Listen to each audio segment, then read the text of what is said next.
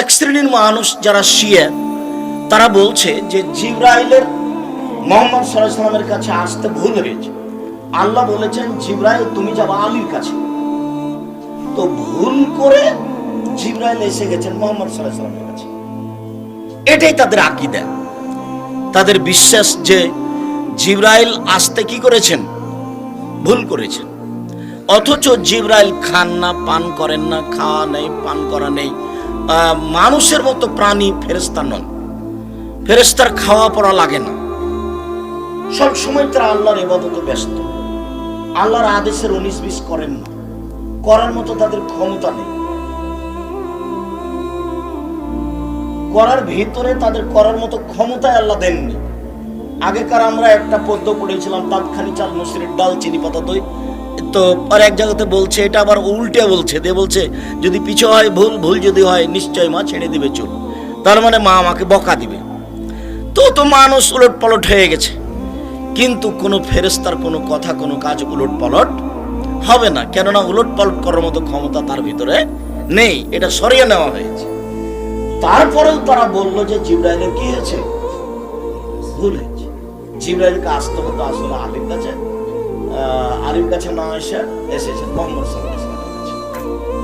তারপরেও শেষ পর্যন্ত বলে আসলেই তো মুহাম্মদ সাল্লাল্লাহু আলাইহি ওয়াসাল্লামের পরে খলিফা হবেন আলী, কিন্তু এই জোর করে অন্যায়টা করেছে ওমর আর আবু বকর সিদ্দিক, যার কারণে আলী আর যারা শিয়া তারা উমর এবং আলীর উপরে, আবু বকর সিদ্দিকের উপরে এই মন্তব্য রাখেন। তার নাম আকীদা, তার নাম বিশ্বাস।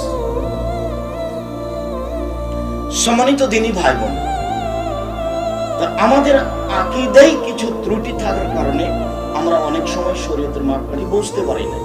আমাদের নাম, আমার আব্বার নাম ইসু, তা আমাকে জিজ্ঞাসা করছেন তোমার বাপের নাম কি? আমাদের এলাকার একটা জ্ঞানীগুণী মানুষ, আমি বললাম যে ইউসুফ। তখন আমাকে বলছে ছি ছি ছি, শিক্ষিত মানুষ, তুমি বাপের নামটা ভালো করে বলতে পারো না? বলি কি বলতে হবে? বলতে হবে ইউসুফ আলী। তা আমি বললাম অবাক কথা, আমার বাপকে আমি জোর করে শিয়া করব? তো ইউসুফ তো একটা নবীর নাম, ওখানে তো আলী নেই। তো শিয়ারা যদি বুঝতে পারে যে কারো নামের সাথে আলী আছে বা হাসান আছে আর হুসাইন আছে, তাহলে তারা ধরে নেবে যে এটা আমাদের সদস্য। হোসেন পার্সোনাল নাম হবে, কিন্তু নামের সাথে হুসাইন থাকবে না। হাসান পার্সোনাল নাম হবে, কিন্তু নামের সাথে যদি হাসান থাকে তাহলে তারা ধরে নেবে যে আলীর দুই ছেলের একটা, তার মানে এরা শিয়া। শুধু খেলে পড়লেই হবে, আকীদা একটু বিশ্বাস করতে হবে, দেখতে হবে, বুঝতে হবে। তোমাদের সতর্ক করা হচ্ছে ভবিষ্যতে যেন কোনোদিন এরকম ঘটনা না ঘটে, হাততালি দিবা না। সম্মানিত দিনী ভাই, মানুষের জীবনের সবচেয়ে জরুরি কাজ সালাত, নামাজ। সালাতের চেয়ে পৃথিবীতে কোনো জরুরি কাজ মানুষের আছে আমি আব্দুর রাজ্জাক বিন ইউসুফ কোরআন হাদিস তদন্ত করে তা বুঝতে পারি না। কেন? মানুষের সব ইবাদত নির্ভর করে সালাতের উপরে। সালাত এমন একটি ইবাদত যার উপরে নির্ভর করে অন্যান্য ইবাদত। উল্লেখ্য যে আপনাদের সামনে বলা আছে, আমি বলার সময় নামাজ বলি না, সালাত বলি, রোজা বলি না, সিয়াম বলি, খোদা বলি না, আল্লাহ বলি, জাহান্নাম দোজক বলি না, জাহান্নাম বলি, বেহেশত বলি না, জান্নাত বলি। কেন? সালাত আর নামাজ দুটো এক নয়। সালাত মানে হচ্ছে বিশেষ প্রার্থনা, আর নামাজ মানে হচ্ছে উপাসনা। সিয়াম আর রোজা এক নয়।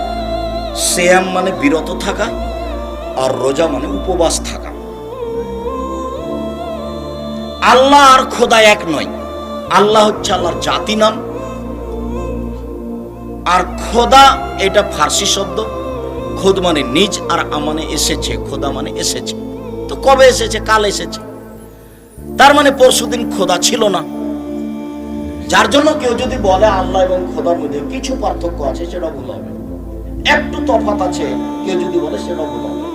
আকাশ জমিন তফাৎ আছে, সেটা ভুল হবে। মানে কোনো হিসাবই নেই দুটাতে, একটা শব্দ চলেই না।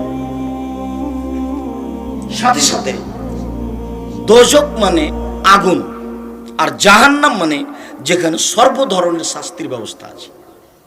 জান্নাত মানে বাগান, যেখানে সর্ব ধরনের শান্তি তৃপ্তি আছে। আর বেহেশত মানে স্বর্গ। উল্লেখ্য যে আল্লাহ শব্দটি কোরআনেও আছে, হাদিসও আছে। খোদা শব্দটি কোরআনে নেই, হাদিসও নেই। সালাত শব্দটি কোরআনেও আছে, হাদিসও আছে। নামাজ শব্দটি কোরআনেও নেই, হাদিসেও নেই। সিয়াম শব্দটি কোরআনেও আছে, হাদিসও আছে। রোজা শব্দটি কোরআনেও নেই, হাদিসেও নেই। জাহান্নাম শব্দটি কোরআনে আছে, হাদিসেও আছে। দোজখ শব্দটি কোরআনেও নেই, হাদিসেও নেই। জান্নাত শব্দটি কোরআনে আছে, হাদিসও আছে। বেহেশত শব্দটি কোরআনেও, হাদিসও নেই। তো কিভাবে চলছে? এমনিতেই চলছে। এগুলো ফার্সি শব্দ, ইরান থেকে পাক ভারতের মধ্যে ঢুকেছে। এইভাবে চলছে, একে কেউ তলিয়া দেখা প্রয়োজন মনে করে না। উল্লেখ্য যে নামের কোনোদিন পরিবর্তন হয় না। নাউন কোরআন মাজিদ একটা নাম। বাংলাতে কোরআন, উর্দুতে কোরআন, ইংরেজিতে কোরআন, সবইতেই কোরআন। তো সালাত, সিয়াম, যাকাত, হজ, কালেমা এগুলি আল্লাহর দেওয়ার নাম। নামের পরিবর্তন হবে না। জাহান্নাম আল্লাহর দেওয়ার নাম, জান্নাত আল্লাহর দেওয়ার নাম, আল্লাহ আল্লাহর দেওয়ার নাম। এগুলি পরিবর্তনের কোনো সুযোগ নাই। নাউনের নামের পরিবর্তন হয় না। মর্মে সম্মানিত দিনী ভাই বোন, আমি আপনাদের সামনে সালাত শব্দ ব্যবহার করার চেষ্টা করব, নামাজ নয়। আবারও উল্লেখ করছি যে চলাচল বন্ধ করে যারা যাচ্ছেন রাস্তাঘাটে বুঝতে না পারে তাদেরকে আমরা ফিরে আসার জন্য অনুরোধ জানাচ্ছি। আমরা আপনাদের সামনে কিছু গুরুত্বপূর্ণ কথা বলবো ইনশাআল্লাহ, যা আপনাদের অনেক উপকারে আসবে। সাথে সাথে আপনাকে আমি এটাও বলে জানাচ্ছি যে আমার জীবনে আমি কোনোদিন অপ্রয়োজনীয় বাক্য বলিনি। দীর্ঘ 31 বছরে আমি কোনোদিন অপ্রয়োজনীয় বাক্য জাতির সামনে বলিনি। দীর্ঘ 31 বছরে আমি কোনোদিন কিসসা কাহিনী বলিনি। দীর্ঘ 31 বছরে আমি কোনোদিন কাউকে নিন্দা করে, কোনো দল মাঝাবকে নিন্দা করে আমি কথা বলিনি। দীর্ঘ 31 বছরে আমি কোনোদিন সরকার বিরোধী বক্তব্য দিতে যাইনি। দীর্ঘ 31 বছর আমি কোনোদিন মানুষের কাছে পথ খরচ পাথেও চাইনি। কেউ যদি প্রমাণ করে দিতে পারে যে আব্দুর রাজাক সাহেব একদিন আমার কাছে পথ খরচ পাথেও চেয়েছিল, তাহলে জিন্দেগিতে জীবনে আর কোনোদিন আমি বক্তব্য দেব না। এটা আমার শতদিনের বলা। আমি আপনার জন্য এসেছি, আর বলতে গেলে হঠাৎ করে এসেছি। আর আপনাদের সম্মানিত ব্যক্তি কিভাবে কিভাবে মাধ্যম দিয়ে উপস্থিত করিয়েছেন এবছর আমার প্রোগ্রামের সূচনা ছিল না, চিন্তা চেতনা ছিল না। জানি না আজকের পর থেকে আরো দু একটা প্রোগ্রাম হতে পারে বলে অনুমান ধারণা করা যাচ্ছে, আল্লাহু আলাম। সম্মানিত দিনী ভাই বোন, মর্মে আপনারা যে যেখানে আছেন আপনাদের কথাবার্তা বন্ধ করে, চলাচল বন্ধ করে, গতি বন্ধ করে, ক্রয় বিক্রয় লেনদেন বন্ধ করে গুরুত্বপূর্ণ আলোচনা শুনবেন বলে আশাবাদী। মূল্যায়ন করার চেষ্টা করবেন। হঠাৎ একদিন দেখছি এখন বয়স 40, হঠাৎ দেখবেন একদিন 60, হঠাৎ দেখবেন একদিন সময় শেষ হয়ে গেছে। যেহেতু আশা হয়েছে কাজে যেতে হবে, যেহেতু যেতে হবে কাজে যাওয়ার জন্য প্রস্তুত থাকা দরকার। ইবাদতের জগতের সবচেয়ে দামি ইবাদত হলো সালাত। এমন ইবাদত যে সব ইবাদত নির্ভর করে সালাতের উপরে। হ্যাঁ, এই কথাই ঠিক যে সবচেয়ে দামি ইবাদত রোজা, সিয়াম। কিন্তু সালাত যদি না থাকে তাহলে আল্লাহ সিয়াম, রোজা ইবাদতটা কি করবেন? কেটে দিবেন। বড় ইবাদত হজ কবুল হয়ে গেলে লোকটা হয়ে যায় সেদিনের মতো যেদিন তার মাতাকে জন্ম দিয়েছে, নিষ্পাপ হয়ে যায়। এরপরেও যদি সালাত না থাকে তাহলে হজের ইবাদত আল্লাহ কেটে দিবেন, এই নেকি আল্লাহ দিবেন না। এক ফোঁটা চোখের পানি আল্লাহর কাছে অনেক প্রিয়। রাসূল সাল্লাল্লাহু আলাইহি সাল্লাম বলেন, লা ইয়ালিজার রাজুলুন নারা বাকা মিন খাশিয়াতিল্লাহ হাত্তা ইয়ালিজাল লাবানু ফি দারই। গাভীর বান থেকে দুধ বের করে ভিতরে ঢোকানো যায় না, যেমন আল্লাহর ভয়ে কাঁদে যে তার জাহান্নামে যাওয়া অসম্ভব, তেমন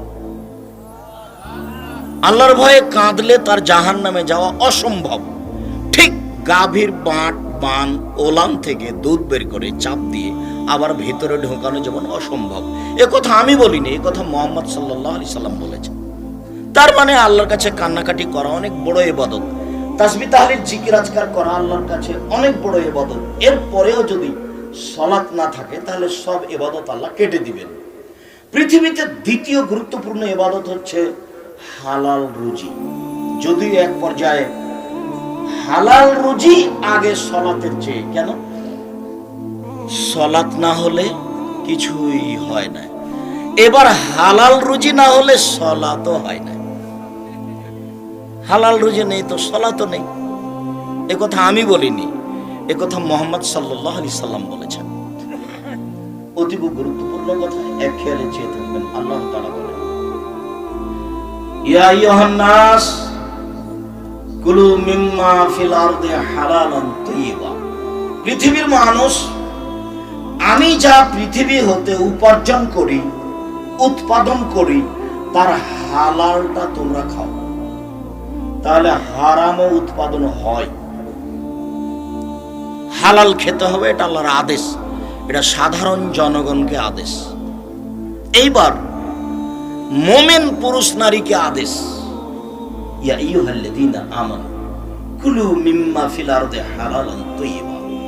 হে পৃথিবীর মানুষ, যারা তোমরা বিশ্বাস করো আল্লাহকে, যারা তোমরা বিশ্বাস করো পরকালকে, তোমরা হালাল রুজি খাও। আগের আদেশ সাধারণ জনগণ, হিন্দু মুসলমান বৌদ্ধ খ্রিস্টান সবাইকেই আল্লাহ হালাল রুজি খেতে আদেশ করলেন। পরের আয়াতে আল্লাহ পৃথিবীর সকল মোমেন পুরুষ নারীকে